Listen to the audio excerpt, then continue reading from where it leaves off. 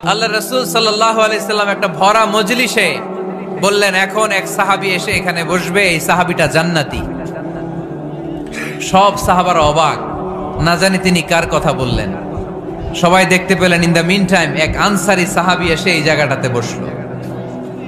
তার কয়েকদিন পরে আরেকটা ভরা মজলিসে আল্লাহ রাসূল বললেন, এখন এই মাত্র এক সাহাবী এসে এখানে বসবে, এই সাহাবীটা জান্নাতি। ঠিক ওই দিনও ওই আনসারী সাহাবীটা এসে ওইখানে বসেছে। আবার কয়েকদিন পরে আল্লাহ রাসূল সাল্লাল্লাহু আলাইহি ওয়াসাল্লাম বললেন, এই মুহূর্তে এই মজলিসে এমন এক সাহাবী ঢুকবে, এই সাহাবীটা জান্নাতি।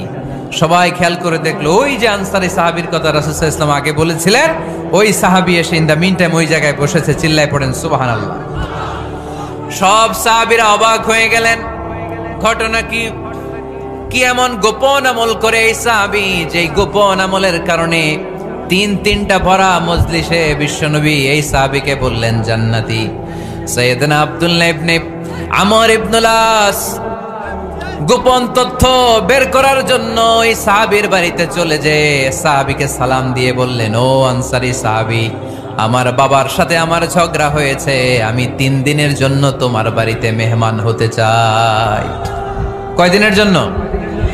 3 দিন। ওই আনসারী সাহাবী বলল, আহলান ও সাহলান, খুশ আমদেদ, আপনি আমার মেহমান হবেন, এটা তো আমার সৌভাগ্য। আসেন, থাকেন, এই ঘরে আমি থাকি, এই ঘরটা ফাঁকা, আপনি এখানে থাকেন।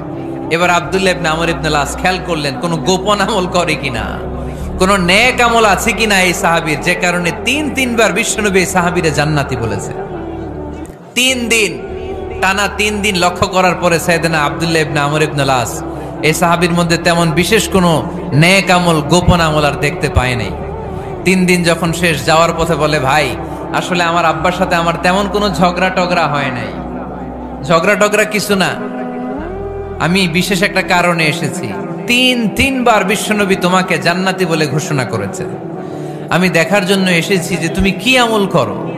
কিন্তু আমি তো বিশেষ কোনো আমল দেখলাম না। নামাজের সময় নামাজ পড়ো, তাহাজ্জুদের সময় তাহাজ্জুদ পড়ো, কোরআন তেলাওয়াতের সময় কোরআন তেলাওয়াত করো, আমি যা ইবাদত করি তাই তো করো, বরং আমার চেয়ে আরো কম করো। কি এমন তোমার আমল যে আমলের কারণে বিশ্বনবী তোমারে জান্নাতি বলেছে? সাহাবীটাকে বলে, আব্দুল্লাহ, আমার জীবনে বিশেষ কোনো আমল নাই, এমন কোন আমল আমি আমার জীবনে করি নাই যে আমলের কারণে বিশ্বনবী আমারে জান্নাতি বলে ঘোষণা দিতে পারে। তবে হ্যাঁ, এমন একটি আমল আছে, প্রতি রাতে ওই আমলটা করে আমি বিছানায় ঘুমাতে যাই। প্রতি রাতে এশার নামাজের পরে আমি যখন আমার বিছানায় ঘুমাতে যাই, আমি আমার অন্তরে কারো ব্যাপারে কোনো ঘৃণা, কোনো ক্ষোভ আমার অন্তরে পুষে রাখি না। সুবহানাল্লাহ পড়েন। কোনো ক্ষোভ, কোনো ঘৃণা, কোনো হিংসা, কারো ব্যাপারে অহংকার, জেলাসি, এগুলো অন্তরে নিয়ে আমি ঘুমাই না। আমি যখন ঘুমাতে যাই, আমি সবাইরে ক্ষমা করে দিয়ে, মাফ করে দিয়ে ঘুমাতে চলে যাই। হয়তো এই আমলটা আল্লাহ তাআলার কাছে অত্যন্ত প্রিয় হতে পারে, এই কারণেই হয়তো বিশ্বনবী আমাকে জান্নাতি বলে ঘোষণা করেছে। চিল্লায় পড়তে হবে আল্লাহু আকবার। এজন্য রাতের বেলায় যখন বিছানায় যান, সব ভুলে যান।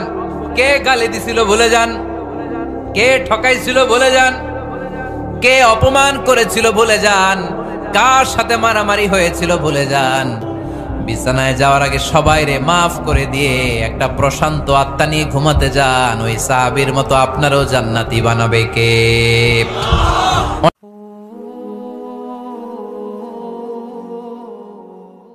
আল্লাহ রাসূল সাল্লাল্লাহু আলাইহি ওয়াসাল্লাম